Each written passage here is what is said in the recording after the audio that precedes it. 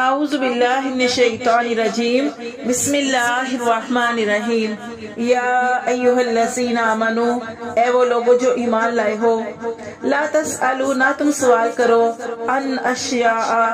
کسی ایسی چیز کے بارے میں ان تبد لکم کہ اگر وہ کھول کر بتا دی جائے یا ظاہر کر دی جائے تمہارے لیے تسوکم تو تمہیں بری لگے۔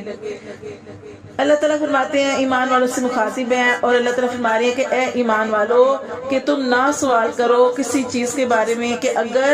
تم پر ظاہر کر دی جائے تو وہ تمہیں بری لگے۔ تو دیکھیں اس کا شان نزول یہ ہے